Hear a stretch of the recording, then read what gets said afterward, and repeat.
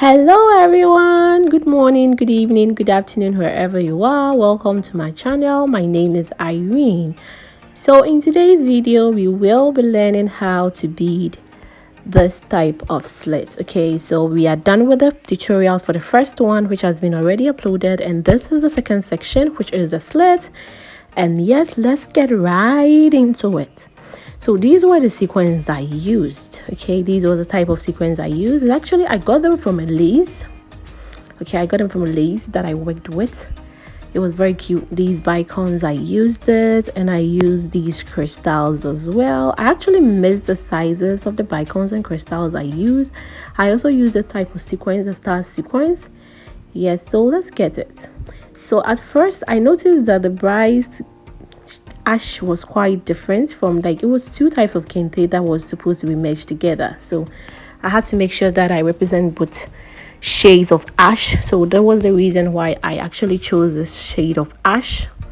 Okay, and this type of sequence, it was quite elongated than the ordinary ones, so I had to make sure that I just had something that would just revamp it positively. Okay, so this is what I did. I picked one sequin like this. There are holes in all sequins. Okay, most of sequins there are holes in it, so this one that I'm using, it actually had a hole in it. So I used the red bicone, and the sequins, I pass it through the hole in it, and then I put it on the kente, pass through, and then move to the other section. I actually didn't make the spaces extremely closer. I made it quite wider because the sequence I was using was quite big enough, okay, to actually, kind of fill up the space and volume I was leaving in between each other. So that was the reason why I didn't make it so packed, that I used that small sequence. Okay, so if you don't get the type of sequence, you can use any other sequence you might find your hands on. Yes, so you pass through your kente like that. Always make sure that it doesn't get attached to your lining. Okay, and if you were working around it, make sure it is well relaxed on the flat surface. When the need arises for you to have a flat surface, kindly do so. Don't make it extremely compound on something, and then by the time you're done with the whole project, you realize that, oh my god, like, it's too tight because of the pulls and stuff like that. There might be some kind of folds and stuff like that. Try to present that as possible.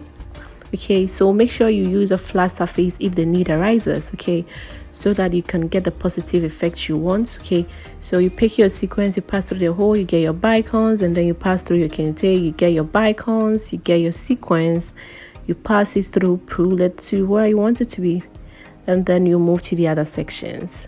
Okay, that was what I was doing here in this section. Okay, so you pass it through your sequence, you get your bicone, and then you move on to the other one. Okay, this is what you do. This was what I was doing. Okay, yes, you get your bicone, you pick your sequence, you pass it through, and then you pass it through your kente. As you can see here, you pick your Bicones, you get your sequence, you pass it through. Don't make it extremely closer. When it has this kind of volume, have you seen how it has filled up the spaces? Yeah, because it was longer and it had volume. That was why I did that. So here in this section too, I actually passed the needle and the sequence. Okay, I passed through it, and then I came to pass through the sequence again to make sure it was really sealed. This was the reason why I said I use different types of sequins. The kente had two shades of ash, so I had to make sure that the one I was working on was popping up. So that was the reason why I attached this. But you can decide to just work around it without attaching any sequence to the section, to the first section. Okay, so after that you pass through all the crystals and then the sequence. Okay, so this is how it will be looking like. Okay, kindly follow up here. It's quite a little bit complex, so you pass through it like that. Okay, you get all your crystals. You just leave one crystal that you wouldn't pass through. That would be the locker. So that is the red at the tip there. So you pass through it, like you get the last one that I'm adding is a red bicone. So when you get your red bicone like that, you pull it Okay, please take care. You make sure you pass through the yellow one but not the red one. If you pass through the red one, you're going to lose everything. So you pass through the yellow one, I mean the last but one. So you leave the last one, you don't pass through it. You pass through the last but one, and then you travel to wherever you want to work around the nest. As you can see here, yes, that is how I do it. I try to travel to where I want my nest beading to be, fumble my way out to get to the exact location I want it to be, and that is what I do all the time. Make sure it's not so tight. Make sure after you are done with it, you are able to pull it to make sure it is lying as flat as it has to. If it's not supposed to be lying flat, it's just having the amount that needed. Okay, so you leave your first Bicone, the red one, and then you pass through the yellow ones, including the sequins. Okay, then you pass through your kente as usual. You pass through your sequins again because you're doing the whole thing on the sequin. Okay, so after you pass through the sequin again, the sequin again, you get your crystals, and then you find the stopper, which is the last bead. Seed bead, it can be seed bead, it can be crystal, it can be anything. Okay, so you just pass through the last but one. You don't pass through the last, you pass through the last but one. This is how this type or this technique works. Okay, and always make sure that it's not so tight. If it becomes so tight, it just becomes so rigid, you just can't control it. And always make sure that you're able to come back to reassess it and make sure they are all lying flat.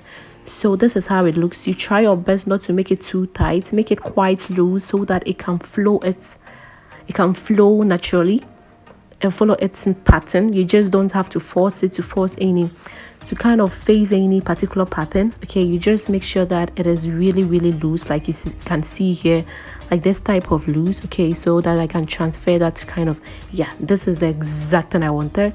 So this is how it was looking. Yes, and this was the final work. This is how they are all hanging around.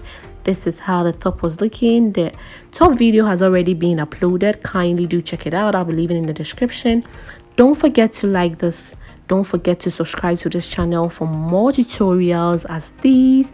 And yep, if you're finding this helpful, don't forget to hit the subscribe button. Kindly do so. So when the client came, this was how the whole dress and the whole kente beading was. I will be uploading the behind the scenes of how the whole sewing went about.